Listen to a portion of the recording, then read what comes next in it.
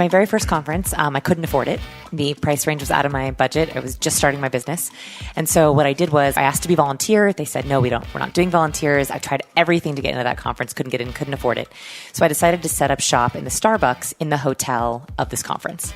And what I did is I went up to the baristas. I baked them a bunch of muffins. I gave them the muffins and I said, hey, I'm going to be here all day and I'm just going to keep getting in line and then getting out of line when it's my turn to order. And I'll order, coffees throughout the day. And I'm just going to try to meet everyone with this badge on. And I showed them like a picture of what I thought the badge would look like. And then every time someone from the conference came in with that badge on, I would get in line behind them and I'd ask them about the conference.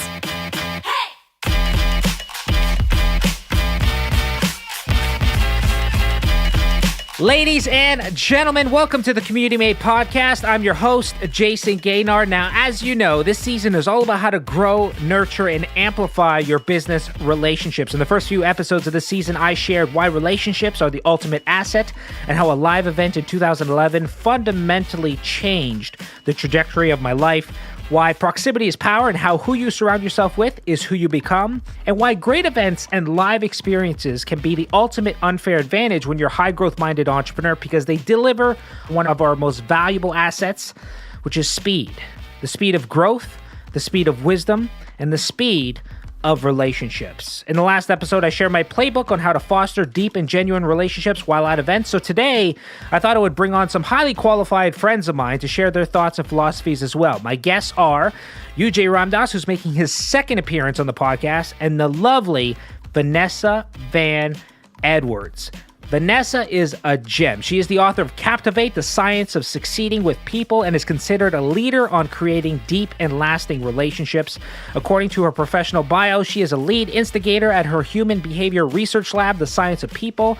She designs original research experiments to crack the code on human behavior. Her unique work has been featured on NPR, The Wall Street Journal, The Today Show, and USA Today. She has written for CNN, Fast Company, and Forbes. Vanessa is a monthly columnist for Entrepreneur Magazine and The Huffington Post. As a professional people watcher, Vanessa's groundbreaking workshops and courses teach individuals how to succeed in business and life by understanding the hidden dynamics of people. Vanessa has spoken to groups across the globe, from the stage at CES, which is the Consumer Electronics Show, to presenting her research at MIT. She has used her research to consult for numerous Fortune 500 companies, including American Express, Clean and Clear, and Symantec. She is also, if that's not enough, a national spokesperson for Dove. Now, UJ, his bio is not as long. The world is still his oyster, I guess you could say. He's the co-creator of the wildly successful 5-Minute Journal, but joking aside, UJ is one of my most loyal friends, and one of the biggest things I've learned through him over the years is the importance of going deep when it comes to relationships. UJ is notorious for shying away from phone calls and coffee dates with friends, as he opts instead for half-day deep dive sessions.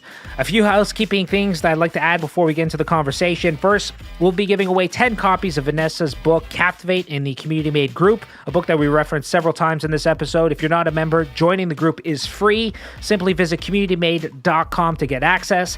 Second, for fun, I decided to take some of the concepts shared in this season on how to grow, nurture, and amplify your business relationships and go deeper in a intimate live workshop setting. I love hosting events and workshops, and to my surprise, when I announced this initially on a Facebook post, it sold out in about a day and a half, and I thought it was going to be a little harder to sell out initially. So because of the demand, we decided to announce a second date. So for dates and availability on that, visit superconnectorworkshop.com. That's superconnectorworkshop.com. And third, if you're a fan of what we're doing here at Community Made, I would be forever grateful if you would share this podcast with a friend. I specifically avoided traditional marketing methods of building an audience for the podcast because I don't care for vanity metrics, I guess you could say. I don't want a lot of listeners. I want the right listeners. And I'm a firm believer that amazing people like yourself know other amazing people. So if you know someone who would benefit from an episode from one of our seasons, please send it along to them. Besides that, let's get right to it. This is such a great, intimate conversation with two of my favorite people, so enjoy.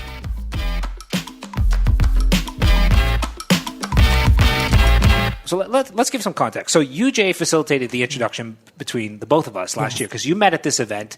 And for those listening, we are at an event called 212 in Denver. This is the only event I'm attending this year outside of my own. And UJ, who's been on the podcast before, to my right, introduced me to Vanessa because you guys were paired up as wingman and wingwoman for the event. And after the event, he raved about you to me, like absolutely raved about you to me. And I'm always looking to connect with fascinating individuals or at least have them on my radar. So when he told me that, I jotted it down. I'm like, I will keep her on my radar. I was already familiar with you because you're Creative Lives because you've done like 4 of them or something like that. So I was already familiar with your name and that kind of stuff. And then your book was coming out. And then it made sense for an introduction at that point in time to kind of chat. So we had a great conversation then. And then, one of the things we're going to dig into today is relationships. And also, I thought it's a unique angle. We're at an event, how to kind of navigate an event because people approach it very differently. I think all 3 of us would approach it very, very differently. So we can talk about that. And I was going through your book, and it's very funny because I was planning initially to do this interview tomorrow. So I was going to do the bulk of my research tomorrow morning, super early. And then Vanessa came to me earlier today. She's like, we can do it today if you want in the afternoon. I'm like, I haven't had time to do research.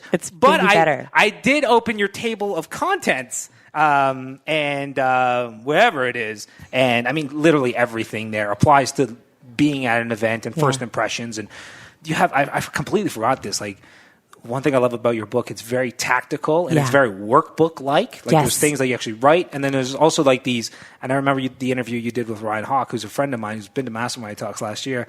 You have like playbooks of like how to work a room and like speakers Maps. here. Yeah, exactly. I wanted people to like read it with a highlighter, you know? It's absolutely brilliant. So we will chat about that. But all that to say, I'm a huge fan of yours. Thank you. And the one thing I love about you and I adore about you is that you are not just theory, you put things into practice. You did a TEDx talk. I never loop back with you in regards to that because I want to do it in person. You did a TEDx talk in London. Yes. And she sent me a postcard. And all we had was up until that point. I got a postcard too. Dude, all we had. Because you guys introduced me. A handwritten postcard. And the only interaction we had up until that point was a simple phone call. And those postcards, I mean, I get a lot of gifts and all this kind of stuff. Notes and postcards are things I never throw away. I mean, those, if my house burned down and I could pick between my computer and everything, I would pick those thank you notes and I'd run out the house. And my daughter. Then yeah, she's good. Yeah, she's good too. I got 2 arms. I got 2 hands. Well, I was sitting in London and it was like this moment where it was the last item on my career bucket list. And I checked it off. And I was like, there's no greater feeling of relief and excitement. And I was like, who led me here? And you guys were on that list. So I wanted to send you a postcard right then and there with a little picture of London on it. Well, you are a special breed. That's Absolutely. For sure. So this interview is more, or this discussion is more geared towards you and leveraging your wisdom and expertise. Because one of the things, and one of the reasons actually why I want to get UJ involved as well, is not just for his good looks, which is great for radio, but the fact that I tend to have a pretty strong skill set when it comes to building relationships and those kind of things, but a lot of it, it's all unconscious for me. It's things I've just done for years. I haven't been able to kind of identify, what makes a good impression and the mechanics behind it. Therefore, I can't really improve, because I can't work on individual things. That is your wheelhouse. I mean, because what you're doing is what you have is like a fundamentally great skill set, but it's unconscious. Yeah. Right? So something I can't teach others. They ask me like, how do you, work a room? I'm like, I just do it. Care about other people and enjoy conversation. And I have like a map. It's like the Matrix. I know. I love it. Yeah. Like I see the map and I see the movement. And I gotta say, we'll say it now. We'll say it several times throughout the podcast. But your book, Captivate, that's the book we're talking about in essence. And again, it is so well done. And I'm working on a new book in the context of relationships, and I'm so grateful. And the only reason why is because there's no other books out there like it. Yeah. But there was a book out there recently called Tribe that came out by Sebastian Junger, and to me was like, it articulated a lot of things I want to say better than I would have articulated. So I'm like, thank God I don't have to write that book. And then when your book came out and I started looking through it and you sent me like a galley copy and then a copy when it came out, I read it and I was like, thank God I don't have to write this book. Like it's done. It's done, and it's done better than if I would have done it myself. So congratulations on it. Captivate is the book. That's what we'll be talking about. So if you can just give us an idea of what got you to where you are. I mean, your interest in that social dynamics and that kind of stuff is is of interest to me. So Yeah. Well, I wish I could say it came naturally, but it did not. When I was younger, I would break out in hives when I was around the cool kids. Really. And they would start on my forearms, and they would slowly creep up my arms. And so I would wear like turtlenecks and like sometimes even gloves to school. And going to school in LA, it was definitely not cold enough to wear gloves. And I realized that I had to find a different way to interact. And I could feel the anxiety when it started. I could actually feel it like in my body. And I had to have very concrete strategies to be able to either calm myself down or find something to do. And so that's, I think, how I was able to try to come up with really specific tactics to stop the anxiety and to do something about it. Got it. So was this a clear area of focus for you? I mean, throughout your childhood, that this was something that you wanted to fix? Did you even have a notion that you could fix it? No. And also, I had people and my parents, teachers who would say things like, just be yourself, be more authentic. And so that I never thought it was fixable. And then I was in college and I was negotiating with a professor about a paper, and he wanted me to work with a group. And I was like, I'm terrified of working with groups. I'll double the amount of pages if I can work by myself. And he was like, no, Vanessa, this is not about the writing skills. It's about the people skills. And so he was the first person to say, here is an anthropology textbook, a sociology textbook, a psychology textbook. He said, study for your next party like you study for your next chemistry test. And I had never thought about that. The way that I prepared for 212, this conference that we're at right now, was like I was preparing for a chemistry test. I don't know how you guys prepared for the conference, but like I think about, okay, what are the ways that I can break down the relationships with the conversations so that I can pass the test? That's okay. Well, this is going to be interesting. So I don't know if we want to go right there right now. Maybe. Conference hacking? No, Yeah. let's just go into your prep. Prep, Right, yeah. let's walk through the... Yeah. Do you do prep, UJ, just so we can touch on? I do, but it depends on every event. This event, I did maybe half a day of prep. Not crazy. So for context, we'll give a little bit of context as far as what 212 is about. It's put on by Adam and Jordan Bornstein. It's for the most part, entrepreneurs. There's some people here who are not entrepreneurs, but it's a highly curated group. One thing that's very unique about this, and even more unique than the mastermind talks, is its intimacy. There's only 65 people here on site. So it's an event where even though you're not together for a long period of time, it's only 2 days, you have a very good opportunity to meet almost everybody. So that prep is it's something that not too many people do. And it's something I'm even intrigued about that you still do it, given that when I meet you, I just instant connection. I think you're on the ball. You come across as somebody super extroverted and super comfortable in social situations. So would love to know a little bit about that prep, and we can go from there. Yeah, sure. So my very first conference, I couldn't afford it. The price range was out of my budget. I was just starting my business.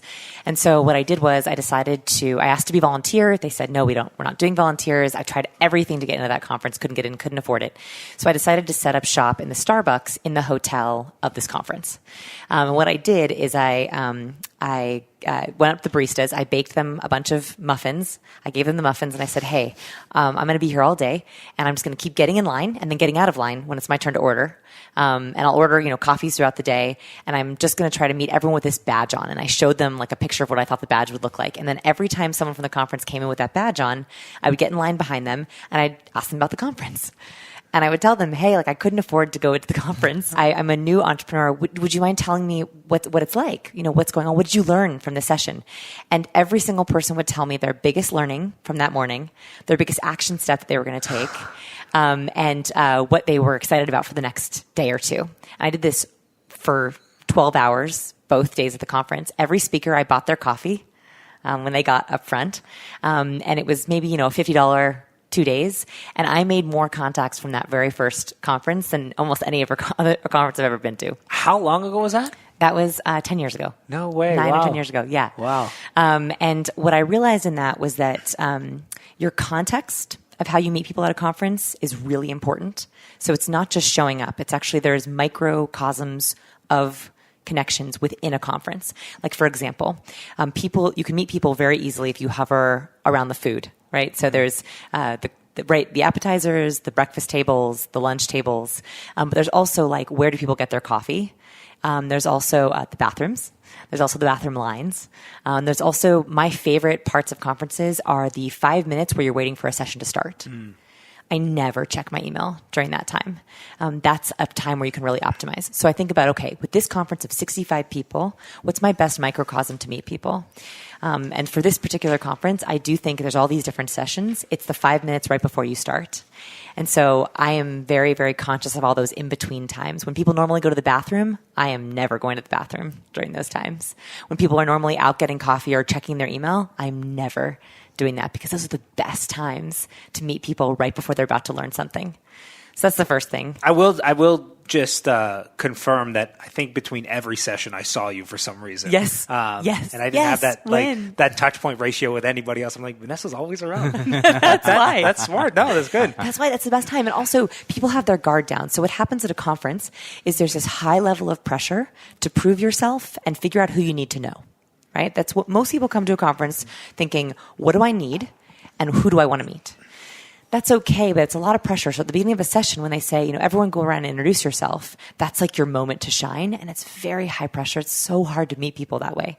Whereas when you're standing around outside the room, you're refilling your coffee, it's so much easier to be like, hey, how's the coffee today?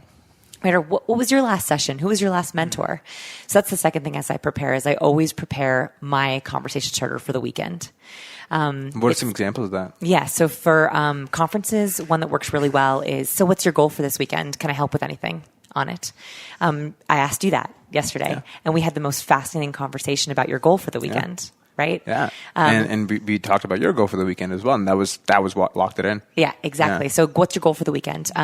What did you learn from your last session or from the last session? Are you going to do anything different after this conference from what you learned today?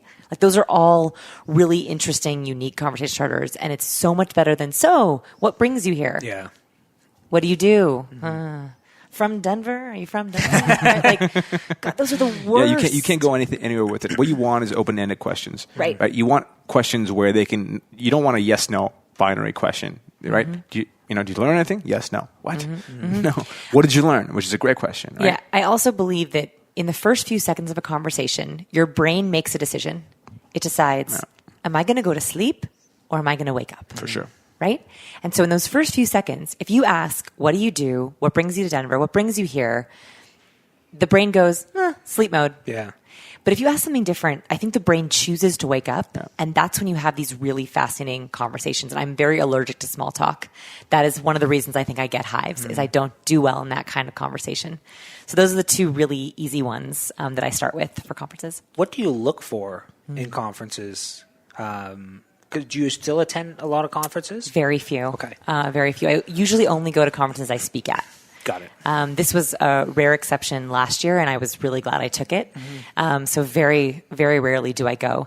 Typically, I try to go to conferences where I at least know 3 people. And the reason for that is because if you know 3 people, they can often introduce you to their 3 people, which then introduce you to their 3 people, which helps you a lot with not knowing anyone or knowing everyone. And if you know everyone, you also don't meet anyone. So I think that if you know 3 people, and if you don't know 3 people, like last year, I looked at the attendee list, and the third thing that I think about is what can I offer? So the very first conference or second conference that I actually paid for, I was wanting to meet people. I was wanting to get things. And I realized that was a terrible way to walk around. Whereas if I thought to myself, what can I offer? What's the offer that I have? And at the time, I was covering trends, especially in the youth space. That's where I sort of started my career. And I realized that I was looking for trendsetters. And an offer that I had was to cover whatever product they had as part of a trend. And so all I was doing was going around and being like, hey, is there anything that you're working on that would be trendworthy that I could cover for you? I made more connections that way than asking for things that I could do. So I always try to come to a conference thinking, what is the thing that I can offer other people? And having that really front of mind, almost as my second conversation starter. Got it. Awesome. So going into this conference, one thing that they did was they released the attendee Rolodex in advance. Is that something that you look at and study in advance, or no? I do. So this is a very specific tactile way of doing it, but I looked at the roster for this year and last year, and I immediately followed everyone on Twitter just to get an idea of their brand if they were on Twitter. Then typically, if I liked what they were posting on Twitter, I went and I retweeted something they posted. And then if I really liked that if they interacted with me, I would often direct message them or reply, hey, I'll see you at 212 in a few weeks. So Jason Pfeiffer, the editor of Entrepreneur Magazine, I saw him on the list. I loved Entrepreneur Magazine already, but I followed him specifically. I retweeted some of his articles, and I wrote to him specifically about a week before, hey, I will see you at 212 in next week. I would love to ask you about the cover of my book. A very specific question. And I have some new research I wanted to give you. When he saw me at the very first breakfast, he was like, wait, we know each other. And so it was almost like having a warm contact that led to amazing conversation. I got to meet his wife, and now I'm a columnist for them.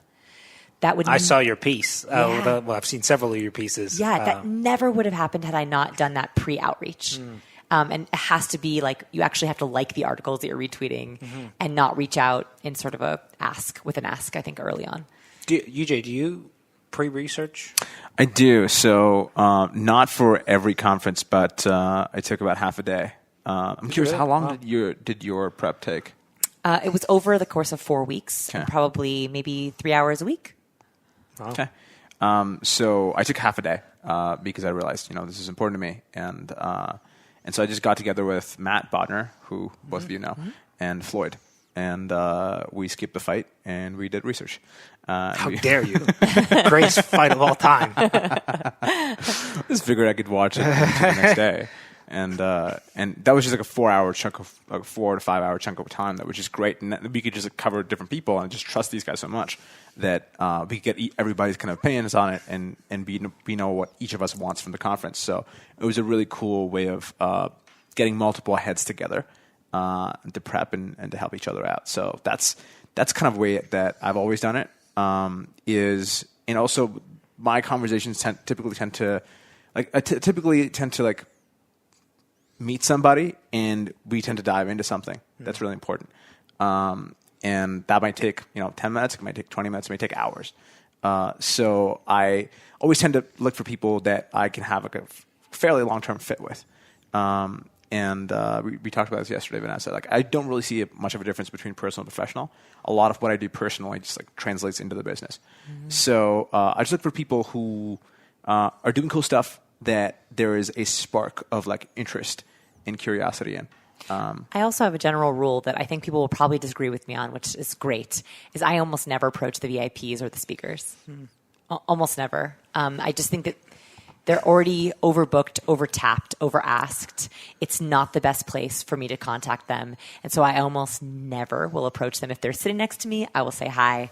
But otherwise, I think it's the worst timing possible to approach them at a conference where they're speaking. Yeah, and it's funny. It's you see it all the time. You actually saw it here as well. Is that some people don't pay attention to who those speakers are in advance. Like we had one of the speakers came up and sat right next to me. We had a great conversation at breakfast.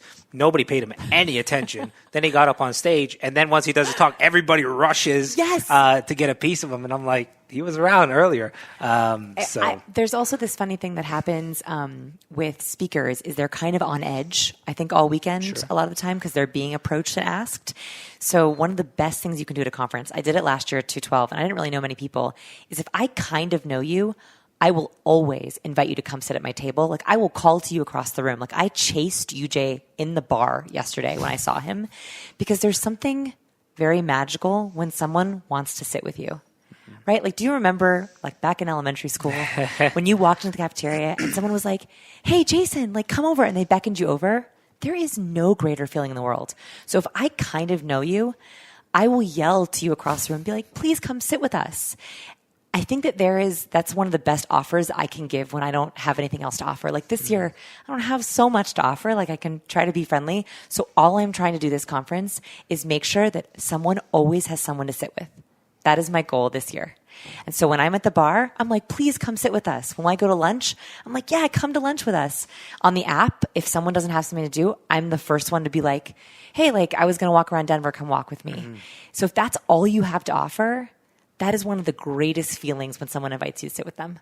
So what is the benefit of coming to an event like this? I mean, what do you guys, do you guys focus on the content and the ROI that you'll get from listening to certain speakers? Is it the relationships? Is it a mix of both? Well, when I look at, excuse me, when I look at an event like this, I'm the reason I'm back this year. I was here last year. We were both here last year, Vanessa and I. Is the quality of attendees is fairly high, and and both of you know this about me. I'm not a very much like run by the schedule, run by the book kind of guy. I just tend to find people that are fascinating, that we can have great kind of conversations with, and we can share ideas and opportunities, and we could just like take it where it needs to go. For example, like this right now, we're recording a podcast when there's like an activity going on. There's a tour. We're the bad ones. Right? There's a tour that's happening at a beer factory, and there's a tour that's happening at a cannabis factory. Yeah. Right? And here we are having a fun time, recording this podcast. This is better. Right? Exactly. Right? So I come for these moments. Right? I come for these moments of like kind of magical serendipity or whatever. I don't know. Serendipity? Yeah, there we go. Yeah. Serendipity. But that's what I come for. I come for these moments of really cool connection with people that are doing great things, and we just naturally end up supporting each other. That's what happened with Vanessa and I last time. It happened with a bunch of other people at 212 as well. Was there a specific moment where you used to look at events from a ROI perspective as far as what am I going to learn versus who am I going to meet? Dude, that was all you, actually. I have to credit my entire change of mindset to you and nobody else. Because when Jason and I first met, Jason was dropping unbelievable amounts of money at the time for me on events. I think your budget for the year was $150,000, $150,000 for like all kinds of learning events and things like that. And that was more than I was making at the time. And it was nuts because I didn't see the value in it. And I probably told you I didn't see the value in it. And over time, you're one of those people. I had a lot of those people. You hear from them a lot. Well, the thing is, like, over time, I actually saw the difference. I saw how it made a ton of sense. And I saw how you didn't have to calculate the ROI necessarily. It just, like, the value of the cool thing was having a business that is truly in line with who you are is you don't have to do anything differently than what you normally would do. You just, it's a pure representation of your core self. And so when that's happening, when you start to naturally like somebody and have conversations, you naturally start to share value with them. You naturally start to help them see what they need. They try to find out what you need, and you help each other. It's just a natural process. And when you come to events like Mastermind Talks and 212, that there's a natural kind of understanding that we're all here to help each other, and we're all here to share ideas. And the curation's already done. So all we have to do is show up and be ourselves and do the prep work that we need. In my opinion, prep work is about 60 to 70% of results. If you can do all of the thinking and planning beforehand, you just show up, and now I just know what you're running. So Vanessa and I are pretty analytical, right? So we look at a situation, and like, I'm very curious, actually, maybe later at dinner, we'll read the room. And I'm curious to like see how you read the room. I like finding alphas in the room. Yeah. Like am I an alpha? We're the signal. You're manning the mic, my friend. You're an alpha. We all got the same mic right now, and it goes three ways. I'm in port number 2 of this recording machine, so I'm second in command. You're actually number 1 right now. You should know. Right? There's always like circles of concentration. There's always like kind of blank areas around the bar. Is usually like between the bar and the seating arrangements usually pretty like packed. I have a kind of weird reason that I come to these events. I love the relationships. I love learning from keynotes. But actually why I come is as a litmus test for my own business and success. So, ooh, I do the same. Yeah. I know exactly what you mean. I think we all do it without realizing it. For sure. So for example, everyone's asking you, what do you do? Right? What are you selling? And in that moment of answering, if I am not proud of what I'm working on, I know I have a lot of work to do. So I find that at these conferences, this is a high-level group of people, right? And now I'm only going to conferences with either invite only or high-level people. If I don't have a really clear answer for what I do, something needs to change. If I'm not really proud of what my answer is, something needs to change. If someone, and this happened in the last mentor session, Mark Manson goes, okay, Vanessa, like, tell me about your book, what you do. So I told him, and he like pulls up my website, and it was this moment of like, am I proud of him? Am I proud for him to look at my website, or am I not? Like, if I give out my business card, am I really proud of them to go look at my product suite, or am I not? So it's actually like this litmus test of how am I doing? Not only how do I feel, but also like compared to the people around the room, how am I keeping up? So that's why I use it. It's a soul searching exercise for me, and I usually either leave being like I'm on the right track, or unfortunately this year I don't think I'm on the right track, and so I'm going to have to make some really hard changes on Wednesday. And you use it on some level the same way? Same. So it's interesting. I've never heard that angle before. It's either like content or community. Like those are the two. It's interesting because two values that I've sold, at least in the past. Mastermind Talk is actually a great example of this because I've attended pretty much every single one except the one where I was dying in Indonesia. And you're excused. And the thing with that is from the beginning to now, I've been very fortunate to grow significantly.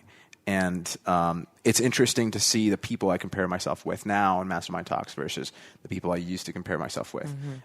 It's interesting to notice, the feelings I have now of like curiosity and questions versus maybe the nervousness that I had initially walking into a room with a bunch of people that were doing incredible things, and I was a little insecure about what I was doing and how I was doing it. So absolutely, that's a pretty strong indicator of how am I doing. How am I doing? It's a nice kind of way to figure out where my bar is and where it needs to be. And yeah. No, it's actually it's interesting. Like it almost reminds me of like martial arts and like boxing or jiu-jitsu or whatever, any of those martial arts where if you spar, you know where you stand in that totem pole. You only know where you stand when you come. Yeah. And you fight. Yeah. You got to spar, though. You have to show up in the... Yeah. Right. It's and in sparring in the context of going to an event is being open and vulnerable. Exactly. And it's... And offering and asking, like, for example, we see, I call the swan effect. Like, you go to someone's website and it looks great, right? Perfect, great polish. Looks like they have big numbers, but you really don't know. You don't know until you're here and you're in the room with all these VIPs and you hear the questions they're asking. That's when you go, we just saw that was underneath the water. And what I don't like the swan. I like the murk. I like the chaos. Yeah, we're both into that shit. I like the paddling underneath the water. Yeah. And so that's where I think it gets really interesting. And I also like to be vulnerable about really what's not working in my business and what's working. That's, I think, where the really exciting conversations come. And you can't do that online because you have to look like you know exactly what you're doing.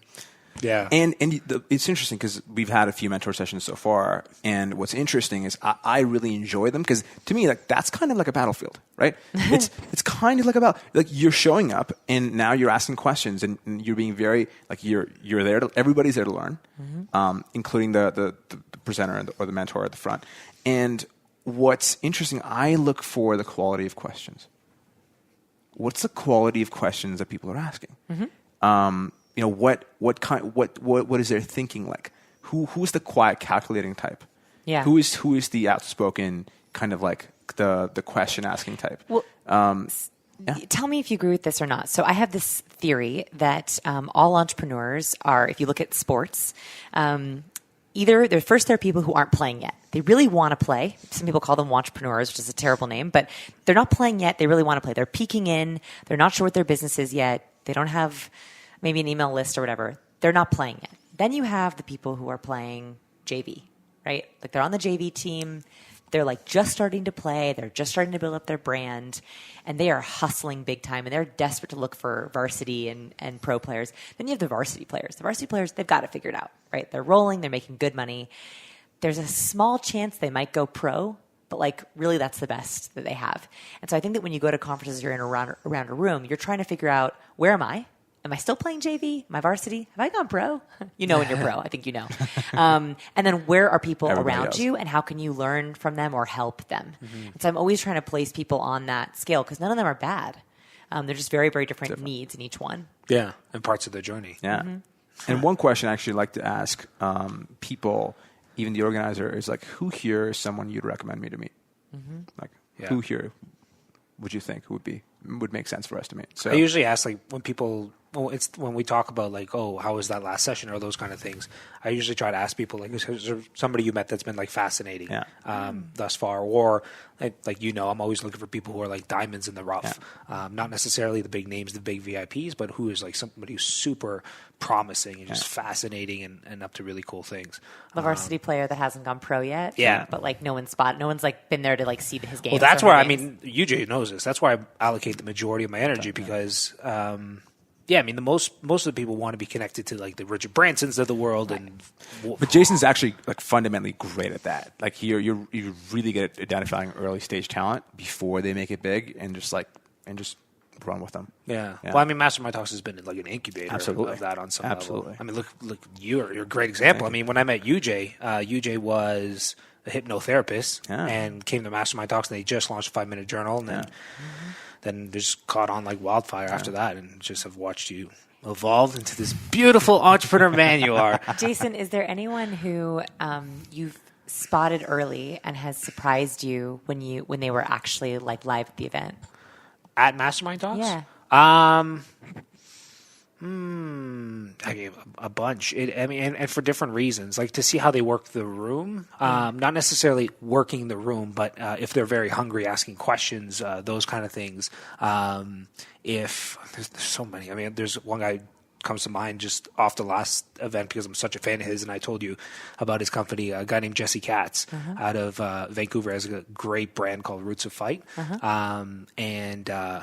I'm just a huge fan. Like that's the one thing. The people that come to Mastermind Talks, like I'm just huge fans of them. Like I'm their biggest fan. Like that's my whole like kind of philosophy on some level is how some people would approach investing in a business. I approach investing in people that way, and my investment is not financial. It could be, but it's by being their biggest fan, their biggest supporter, and believing in them, and sometimes when they may not believe in themselves. And then when you invest in them at that level, amazing people become increasingly amazing over time. Yes. So the best time to build a relationship with Tim Ferriss is not now. It's 10 years ago when he created, 4-Hour Work Week or something like that.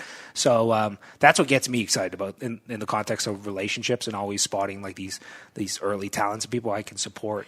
I think that let's pretend for a second that you ran your own Mastermind Talks, right? If your goal going into every interaction was to try to find the diamond in the rough, that would be a magic sauce for all your interactions. Because when you're asking questions to try to figure out if someone's a diamond, it's totally different than just trying to figure out what someone is, right? Mm-hmm. Like that's a very different mindset of searching.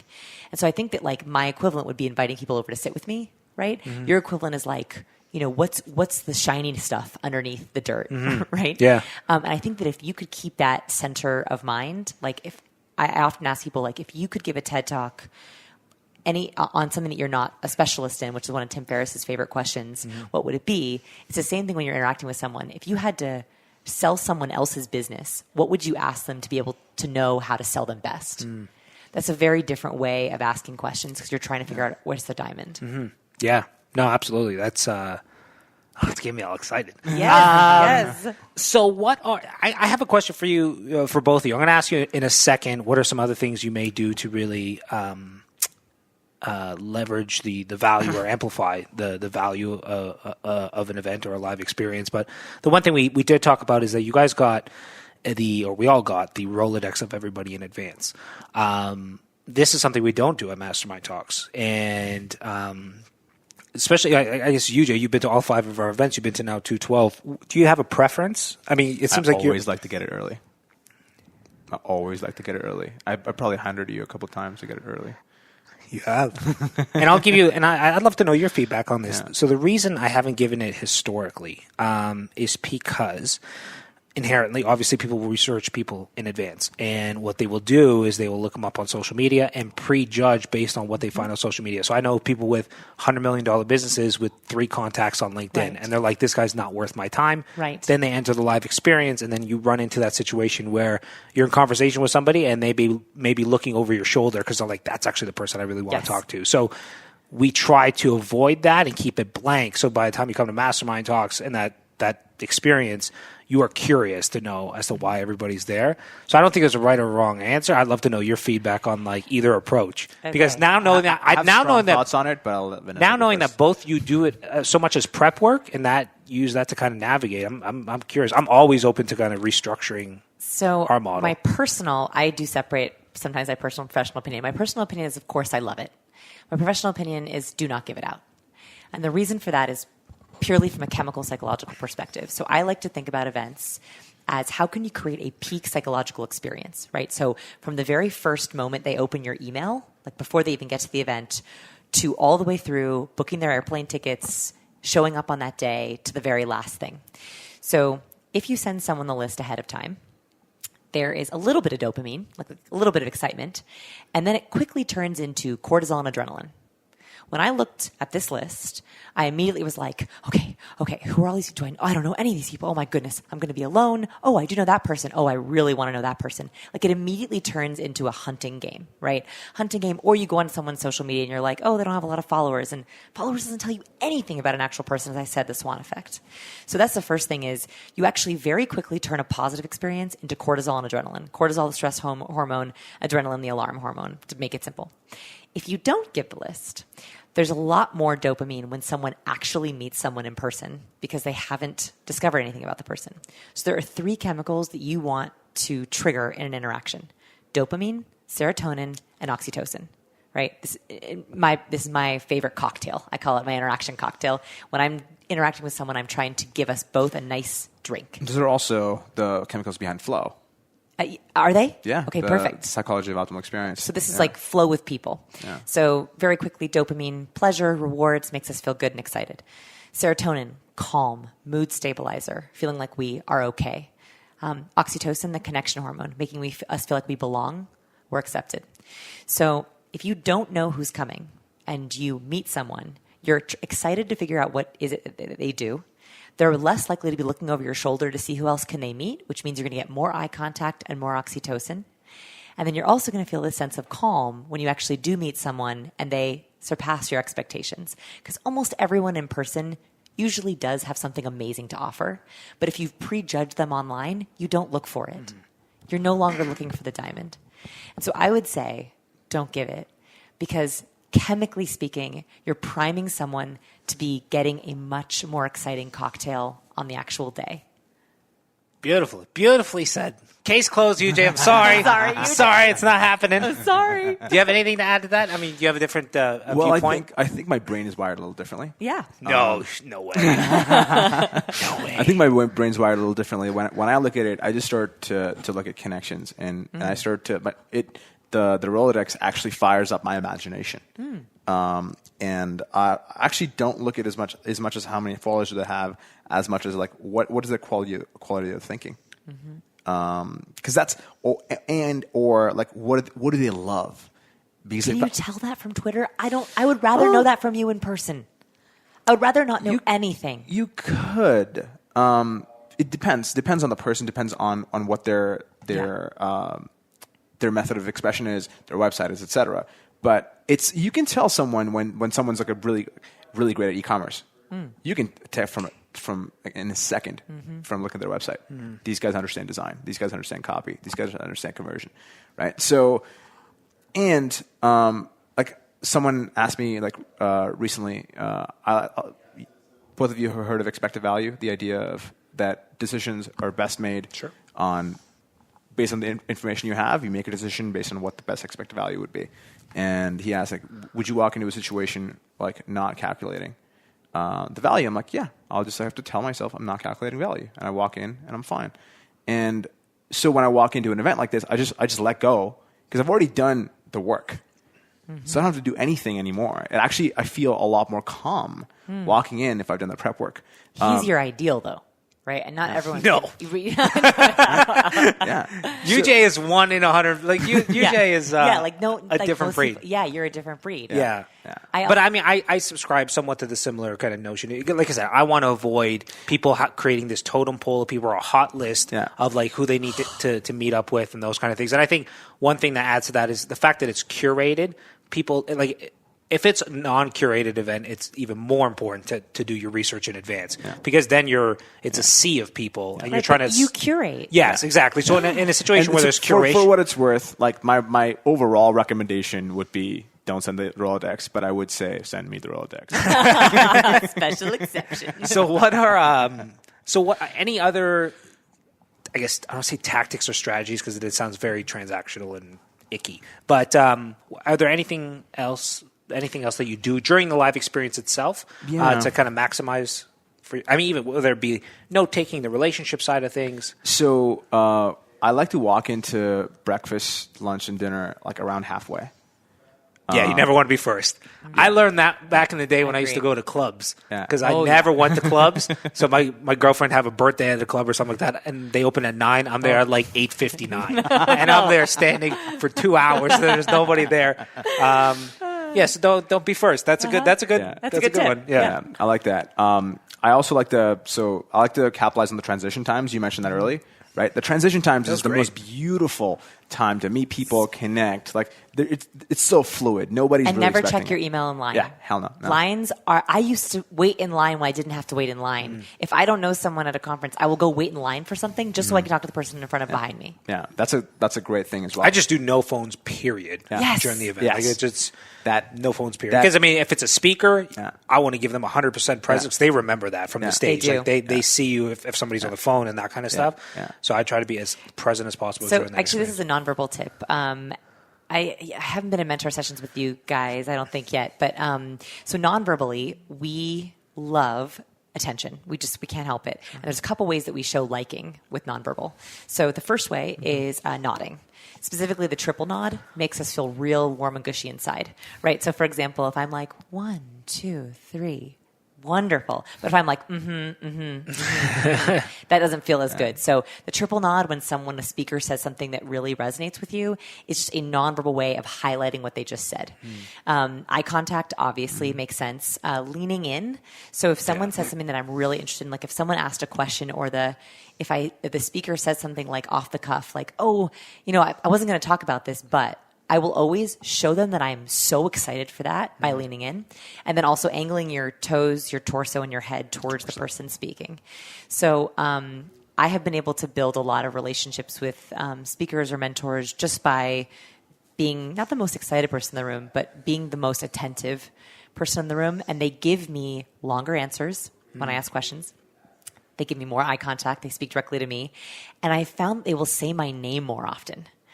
So I've actually qualitatively experimented with this where when I give a lot of nonverbal, they will most likely be like, like what I just said to Vanessa, they'll bring up my name more often than when I'm sort of angled away or have my computer up in front of me or not looking as much. So that can be a really easy way to just give kudos to the person that's speaking. Those are great tips. Something I also like to do is be the first person to ask the question. Yeah, 100%. There's always that dead space. Yeah. I had 15 questions prepped for this morning for Chris because I'm like, usually there's that dead space and you want to, and as a speaker, you are dying on stage. You're like, somebody asked me a question, and if it's a well thought out, well researched question, you remember set the bar. You remember that person. I thank people when I'm a speaker at conferences. I will go up to someone who asked a really good, either the first or really good Q&A. I'll say, "Thank you so much for that question. It is such a gift. It is such a gift." Yeah, absolutely. I also, this is a silly one, but I'm a really loud laugher on purpose. And the reason for this is because faker. No, it's real, but like I let myself go there. So there's this idea called capitalization in human behavior, which is there's nothing worse than a still face or someone who is a wet blanket on your excitement. So there's this fascinating experiment. It's on YouTube. If you search the still face experiment, it's fascinating. So what happens is they bring a baby and a mother into the lab. And the mother is talking to the baby. She's looking at the baby. They're making eye contact. The mom is saying, "Oh, good, what good little girl." They're making a lot of back and forth facial gestures. And then the experimenters switch a little light and tell the mom to turn around. She turns around for a moment, and then she looks back at the baby with a completely still face. Neutral, but still. The moment a baby sees a still face in the face of her or his excitement, the baby you can see goes into a little bit of a panic. And eventually the baby starts squealing, like screeching very loudly. Then she starts reaching out at the mother with her hands, trying to put her hands in front of the mom's face. And then she loses her posture, like begins to slouch and sink down into her high chair. And then eventually she just starts hysterically crying. The moment the mom lights her face back up again, the baby is fine. I show this video whenever I experience a still facer or a quiet laugher. And the quiet laughers are like, they're the ones who are like, oh yeah, that's hilarious. Right? That is not UJ. UJ laughs so loud. Yeah. And that is so awkward. And so so that is why. But the cool thing is it displaces tension. It just like when someone's laughing, you can't help but laugh. You can't help but laugh. Yeah. You can't help but laugh, but also there's this experience of you just experience something either funny or silly or happy. And if someone not just laughs, but also shows you that emotion back, you actually capitalize the emotion. So it goes from being happiness with a lowercase h to happiness with a uppercase h. Yeah. And that is another gift you can give someone. I was talking about offers earlier. An offer is that a speaker just made a joke, and it was a joke, and he tried, and it's a little funny. And if you can laughing out loud to show it, or at least smiling. Yeah. Or when someone around the table says, oh, I just launched this new product, and they smile and you're like, oh, congratulations. Yeah. Like, I feel like that's like a lack of an offer. No, what's funny, it makes me think of a friend of mine named Pellegrino, who, I don't know if you met Pellegrino this year. Yeah. Man, the guy's a magnet. We were in, he hosts this little F1 thing in Montreal every year. We bring a bunch of people together, and I went 2 years ago. It was the first time I met him. And this guy will go up to random people and build rapport like that in seconds. And we'll be in a club, and he will get like all these girls riled up and all the and get them come and talk to the guys and that kind of stuff. I'm like, how do you build rapport with people so quickly? And his philosophy was that when he approached somebody, he goes into that conversation, it was the first time he meets them, as if it was like his best friend. So with like the tonality of his voice is like, how would I greet my best friend, right? So he's like, hey, and like throwing his arms up. And I've, adopted quite that a little bit in my own kind of approach. And it's been, because like you said, people tend to like match your tonality and your energy, and you're giving them a gift. Yes. And to me, even if I'm not, because I think a lot of entrepreneurs identify themselves as introverts. And there's a saying that I think all of us do here. I'm an ambivert. Are you? Okay. Yeah. You're a winner. You win the group. So, but for me, like there's saying that you can act your way into a new way of thinking, but you can't think your way into a new way of acting. So for me, like when I step into like a conference room and there's a bunch of people there, it's going to be uncomfortable for me to be like, hey, what's going on? Yeah. But once you're there, then you start, I don't know, dopamine starts to kick in. You start feeling good. They start, reciprocating with, positive and happy, energetic conversation. And then you're on fire. Like I was very, very excited to meet you in person. Like that was not anything fake. Like we had already had a bond, and like I skipped towards you. Both you times. did. Right? And you invited me to skip as well. And I told you my five-year-old daughter would not approve of my skipping. And that's okay. And I was like, that's okay. I'll skip for us both. Right? Because like that, I'm also very playful, but like that was a physical manifestation of exactly that, of like greeting like an old friend or acting like you. But I don't think of it as best friend. So that's a big jump for me. Like the way I greet my best friend is very intimate. So when I meet someone, I think this is a really good old friend from college, because then it's like you haven't seen each other in a while, so you're still figuring it out, but there's a lot of warmth there. There's a lot of like excitement to see them. So that's the mentality that I use when I greet people. That's beautiful. Old friend from college. Any other things that you do during the event itself?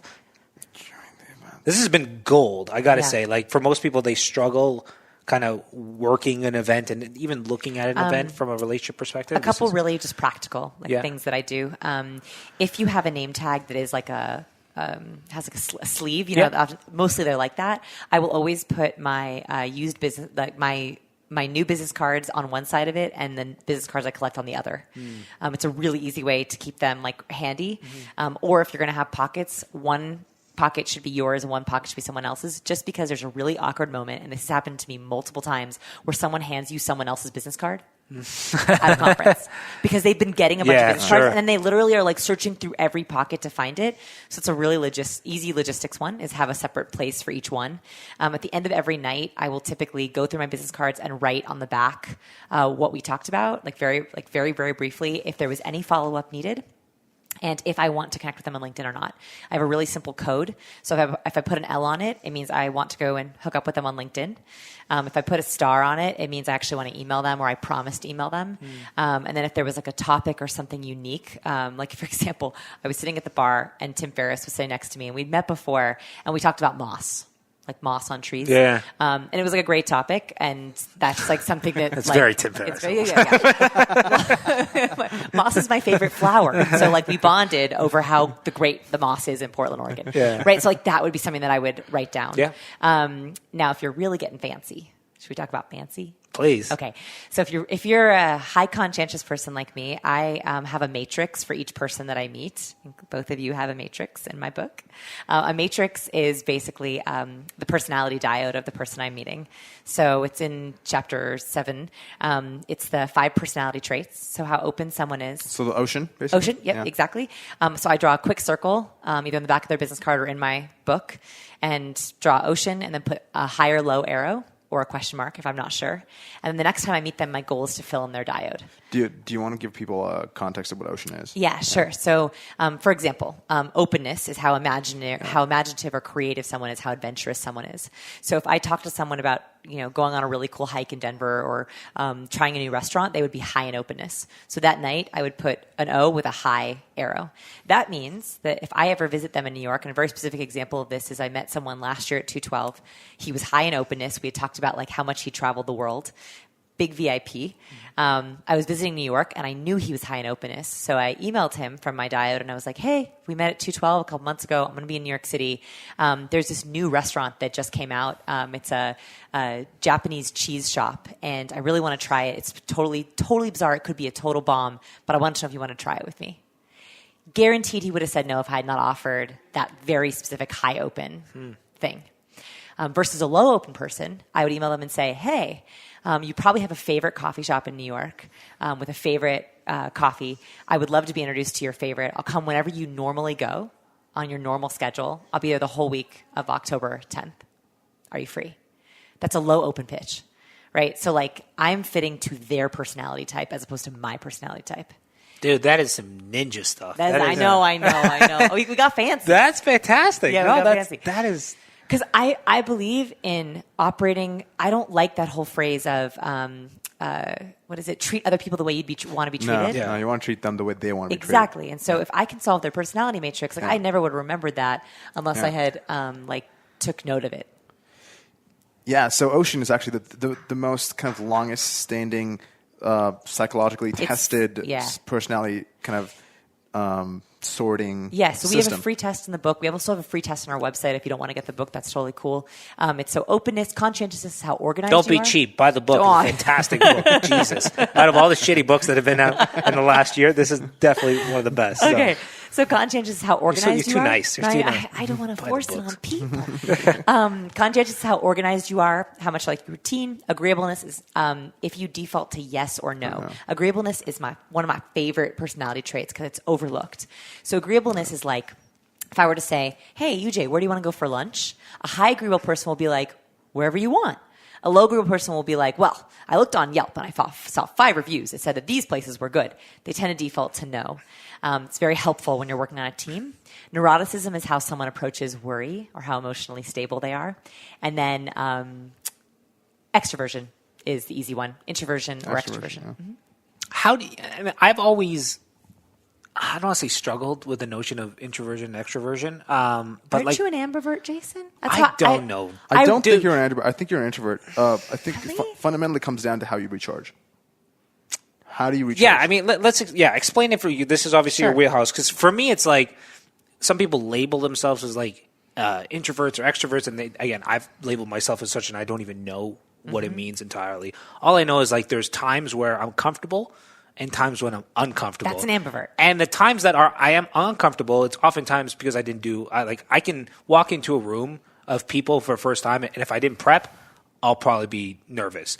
if I prepped, I'll walk in there and I'll own the room, right? So, so to me, it's like introvert, extrovert is really more just you're comfortable in certain situations, you're uncomfortable in others, but you can prep and you can be comfortable in those other situations. So I don't know where I fall on the category, but so we ran a big experiment on this because I found that most people were not comfortable with the category introvert or extrovert. So we decided to do a massive data collection on this, and we found that 82% of people who we surveyed, and we had, I think, it was a sample size of 36,000. Wow. So a really big sample size. More than statistically. Way like more. Huge. Probably We like big times data. more So, than- I'm a lab, so we want big data. It's the one thing that differentiates us from academic universities is big data. Awesome. So we found that about 81% of people were ambiverts, somewhere on that scale. So an ambivert is someone who, in specific situations, they thrive or survive. So in certain situations, they're like on it, they're their best selves. Like, for example, learning situations for me, intimate one-on-ones, great. Survive clubs, really loud restaurants where I can't hear people, really loud networking events. Those are like survive scenarios for me. So that's usually how you tell it. An extrovert will say, I don't have any survive places. An introvert will tell you, oh my God, everywhere is my survive place, except being alone or like, by myself. So I would guess that you're an ambivert if there are certain times or places where you dial up or down. And Dan Martell would probably be extrovert plus. Yeah. He feels comfortable in pretty much any scenario. Saul's also an extrovert. Oh, yeah. Saul's so an good. extrovert, Saul is, for sure. Saul's good. He's a good man. Cool. Anything you would add as far as things that you do during the event? I love that graph thing. I mean, that's like next level. If you really want to dial up your relationships, if you're really looking to level up, that's do you it. use? And I think it's such a dirty word, but do you use like a CRM? I do not. I do not. I do old school, kind of a notebook of people. It's like my people Rolodex. Got it. Yeah, one of the things I actually really like to focus on during a conference is getting sleep. Ah, yeah. You're selfish. That's what you What are. did I tell you? UJ and I went to dinner last night, and with Noah, and I was like, I have a date with my bathtub. Like, I gotta go back to the hotel room. You actually initiated that, which was cool. I did. I was like, I gotta go to my bathtub. Yeah. They do have nice bathtubs do. here at the Four Seasons. I walked in, I was like, I don't take baths, but this may be a place where I take I brought a bath. my own bath salts, friends. Nice. Like, that's how serious I am about baths. So I do that, and also I like to figure out I like to think the schedule as like an optional thing. So very similar to what we were talking about. So everything on the schedule is optional, and it's up to the attendee to make your own adventure, create your own adventure. And I like to do my best to create my own adventure and try to think outside the realm of like what is actually happening and what other cool stuff can we do to help everybody else and just have a great time. Mm-hmm. So I like to do that. And so last year at 212, one of the mentors and I got along amazingly well. And I just essentially spent almost all of the mentor hours with him. Just that one person. Because I just realized like there was just so much engagement and learning in the room that I figured it would make sense to just do that. So a lot of the times at these events, sometimes people think there's a schedule, there's this, there's that. I need to sleep, and people are under-rested. They're taking part in something they might not be engaged in because that's what they think they're supposed to do. We're here. Like, we're free agents. You can do whatever you want to do. Mm-hmm. So I think kind of taking agency and ownership of your own experience is hugely important. So I do my best to do that. And then I also kind of, at the end of the event, at the beginning of the event, I do like a impact filter, which is basically a fancy way of saying, like getting really clear on what's important, and what that means. And at the end, I'll review the filter and the people I want to connect with, and emails, phone calls, etc. And one of the things I like to do is like set up a call as soon as possible, right, as a closing loop. If it's someone I want to connect with, want to go deeper with, kind of thing. So one more thing I forgot to mention logistically is I always book the day after the conference. I have at least 3 hours for follow-up. Hugely important. Yeah. Like I actually block it out as like conference follow-up, or else it just goes to the end. And by a week later, they're not going to remember you on LinkedIn. Yeah. Great point. Awesome. And the one thing I don't want to say I'll challenge on the whole notion of like the schedule is is you kind of choose your own adventure. Here we go. Organize. We're going to have to retalk your admittance to MMT 2018, good sir, because, well, I mean, as a producer for me, the one thing, and this is a hang-up that I have, is just that in the sense that with Mastermind Talks, there's spots are so limited. If you come to the experience and you're not taking advantage of most of it, and you're opting out for most of it, there's an opportunity cost in the sense that like somebody else could have taken that spot and taken full advantage of it and played full out. So we'll talk later. You're in trouble. For what it's worth, I was at most events at Mastermind Talks this year. Yeah. Right? I was there for most of it. Is that because you wanted to be, or because you felt like you were pushed? Like, did you feel pulled to go to most events, or did you feel pushed to go to most events? A lot of the times I go and I just make a decision. So I'm one of those few people that don't feel awkward when I leave in a crowded room, because it's just the right decision to make. So you've seen me leave in situations. But like as a speaker, it's tough. It's rough, It's rough. my It's friends. rough. Like I don't do it. Yeah. I try really hard not to do it, Same. just out of respect for them. Same. And totally As understandable. a speaker, you mean to stay? Like, because I've been a speaker so many times, Yeah, I same. try really hard to stay Same. and not like leave in the middle of a Yeah. you know. And I've definitely learned empathy as I've spoken more. Yeah. So I like to Slowly. It's a very long process. But he's trying. I love you, Jay. He's trying. So I like to come in at the back of the room if I'm unsure. Yeah, If I'm yeah. sure, like today, I was at the front of the room because you'll be more engaged when you're at the front. So Yeah. Well, I mean, the one thing I don't want to say I would challenge, but the nice thing about looking at an itinerary and feeling like you're almost expected to be at those things is because it's sometimes it forces you to play full out, and some people won't. And I've been like that too. I'm like, I don't have to go to that, so I probably won't. I'm going to go back to my room, and I'm in my room on Facebook right now when there's like people I could be connecting with and things I could be doing and those kind of things. So that's the one thing is that although I don't go to everything at an event, looking at it as a challenge, that I'm here to be present, play full out. That's why I don't carry my phone or don't use my phone really during the event itself.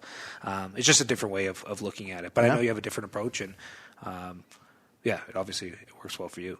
I have two other little tips that I just thought of, Sure. actually, kind of on that note. So, you know how having a phone on the table sort of adds an element of like, at any moment that could go off. Sure. And if it goes off in front of everyone, they kind of see it.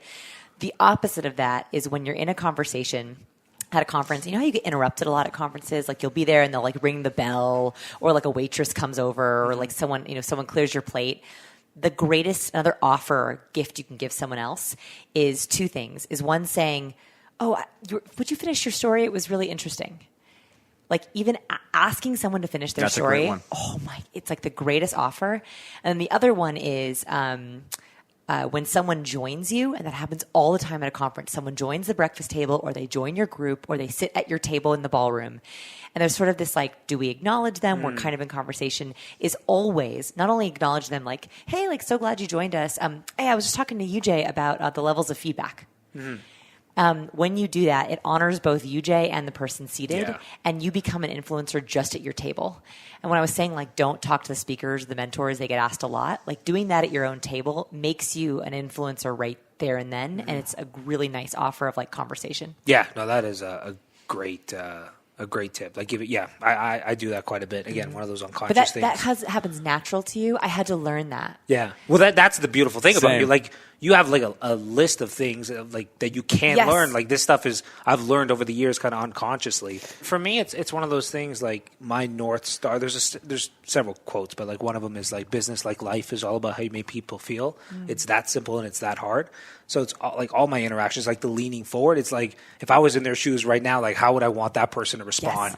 Yes. So so a lot of these things, that is my guiding, like my North Star. All these things kind of work into that on some level. So it's kind of unconscious, and that kind of plays into like the whole biggest fan philosophy that I always kind of share and talk about, that like marketers inherently are great at putting themselves in the shoes of their prospects and seeing their through their model of the world, like their wants, their needs, their fears, oftentimes better than they do.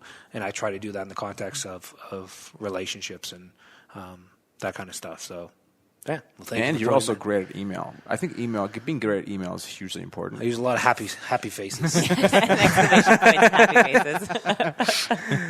Well, Do you use the carrot and the 3? That's my fave. No. You sent me one. I forgot where my I sent you one. Yeah, I did. Yeah. A little carrot, and the 3 is a heart, and it's great on text and email. That's good to know. Yeah, it's a good one. I just do a lot of happy faces. I'll email I'm smiley all the time. Yeah.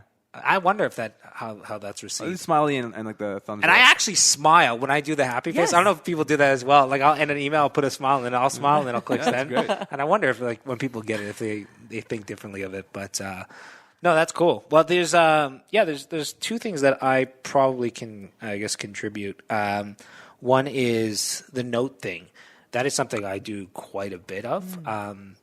So getting back to the whole like curiosity thing, like finding out what's important to them and what, lights them up. And I remember, I remember a guy I met at a conference in 2011 who his daughter, she was born blind and she was getting better. And I remember like that I didn't write down, but I remember that conversation vividly. And that became a talking point or a reason for me to reach out to him 6 months later and those kind of things. So I always try to like really capture those really kind of unique things about conversations, not necessarily how big their company is or any of that kind of stuff, but the name of their spouse or how many kids they have or, what's an area of focus for them. One question I ask all the time, which is, if we were to meet a year from today in Denver with a bottle of champagne, what are we celebrating? Like, what achievement are we celebrating? Is it something personal, professional? Yeah. And then you figure that out, and then that also gives you a reason to reach back out or have that on your radar in the future. Because that's the one thing too that I think a lot of people like follow up, and we'll talk about that in a second. Is super super crucial, and that's why I love that you actually schedule it out at the end of the event. Because like you said, once you get back home and like. Life happens, and then there's 3 weeks later, and you're like, damn, I really want to follow up, but now it's been 3 weeks. Exactly. There's so specifically, whenever I hear like, oh, like find something that lights them up, that would have been advice someone would have given me, and I would have been like, what? So here's a really, if you hear that and you're like, I don't know what they're talking about or how to do that, here's what I think of. So if you can, I think everyone has a pet project or a pest project. Very easy way to remember it. So a pet is just like a pet at home. Like when you're out and your dog is at home, you're like, oh, I hope my dog is okay. You like want to get home and like snuggle the pet and like hang out with your pet. And it's like, you really love it. Everyone has one of those emotionally. So what is the thing that someone is stroking or petting like in their head? Like what's the pet project or the pet topic that they like, it's always in the back of their head to get back to it. So what can you ask to find out what their pet project is? It could even be, what's your pet project? Yeah. Yes, it could be that. I try to like take a little bit more of a circuitous route. Like for example, last night at dinner, after many, many questions, I found out that the lady next to me, her pet project was painting dolls, like dolls' faces, which was a very specific pet project. But she lit up the moment we started talking about it. I remember that. Yeah, she like totally lit up. And then the other one, which is interesting, only if you're brave enough, is the pest. So a pest is like, think about your home. If you have a pest in your home, it's a real nuisance. It worries you. You don't sleep at night from it. You're like, oh, you don't want to deal with it. You're hoping it just goes away on its own. It's this thing that just like gets tugging at you. And if you can make someone feel like, A, they're not the only one who has that pest problem. Maybe you even have some solutions to get rid of it naturally. You become this ally. So if you're brave enough, you could also ask, what is the thing that's dragging on them? What's the pest that they're ashamed of or embarrassed about or they're worried about that are keeping them up at night? And can you make them feel less alone or can you help them with it? Those are 2 ways you can find what lights someone up very specifically. Yeah, so it's actually, I like the way you kind of frame that for sure. And there's so the 2 questions I use, and they somewhat touch on both. Yeah. So one is that champagne moment. If we were to meet a year from today, what are we celebrating? And the second thing is, and I usually use it in the context of business, and people seem to enjoy the question, which is, in order for your business to jump to the next level, what is something that you need to solve or overcome? So when you ask like, when you ask like, what's that champagne moment a year from now, and they tell you what it is, and they're all excited, then I usually ask, obstacle, right? In order to achieve that, there's something you need to solve or overcome. Then I try to be like that connector and solve that problem. That's the pest, for sure. That's beautiful. I love that. Okay, so we just took those things and made them even more tactical. Yeah, exactly. So now you have 2 questions. That's fantastic. Great, cool. And then the other thing that obviously I do is host dinners. That is something I do a lot of at the end of this event. So, and I think this is more of a typical event as far as how they do it. Because at my mastermind talks, we do everything together the entire duration. But the first night there was this mixer, so there was an opportunity to host a dinner that first evening, and then tonight there's a group dinner. Tomorrow's the final day of the event, and it ends at 5. So tomorrow I'm hosting a dinner, and I think we'll have probably close to 30 people. Oh, wow. So half of the 212, basically. Yeah, well, that and just a lot of local fascinating entrepreneurs. I mean, as you know, I hold these dinners, especially as of late, almost once a week. Wow.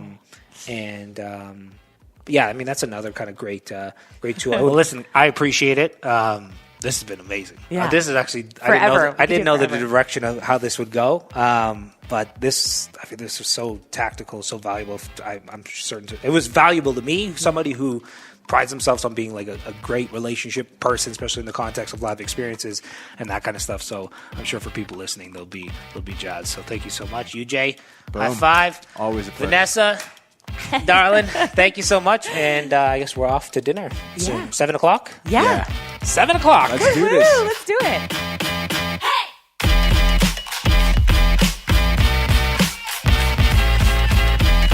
So that's it for this episode, ladies and gentlemen. Thank you so much for investing the time to listen. As mentioned earlier in the show, we'll be giving away 10 copies of Vanessa's book, Captivate, in the Community Made group, a book that we referenced several times in this episode. If you're not a member, joining the group is free. Simply visit communitymade.com to get access. And as a second quick side note, as I made mention earlier in the episode as well, for fun, I decided to take some of the concepts from this season on how to grow, nurture, and amplify business relationships and deep dive a little bit in a live workshop setting. To my surprise, the first workshop sold out very, very quickly, so we decided to schedule a second one. For dates and availability on that, visit superconnectorworkshop.com. That's superconnectorworkshop.com. If you enjoyed this episode, show some love to UJ and Vanessa by taking a screenshot of your podcast app and pinging them on Twitter or Instagram at UJ Ramdas. That's UJ RAMDAS and VVANEDWARDS. That's V Van Edwards. For more details on both of them, visit ujramdas.com, or for Vanessa, scienceofpeople.com. Before I go, I got to give a good shout out to my buddy Jay Wong for leaving the following review on iTunes. He said, "As a podcaster that takes a lot of pride in my own artistry, Jason, and this podcast is where I draw inspiration for not only just my show, but for my business and life as well. Thank you for constantly pushing the envelope and making a difference in people's lives. It sure has in mine." Jay, my man, thank you very much for the rating and review. For the rest of you out there, if you enjoyed this episode of the podcast and like what we're doing here at Community Made, I would be forever grateful if you would share this podcast with a friend or leave us an honest review on either iTunes or Facebook, just like Jay did. Join me on the next episode of Community Made, where I share how to reach the unreachable. I guess you could say strategies and philosophies that will enable you to befriend celebrities and billionaires. I'll see you on the next episode. Enjoy your week.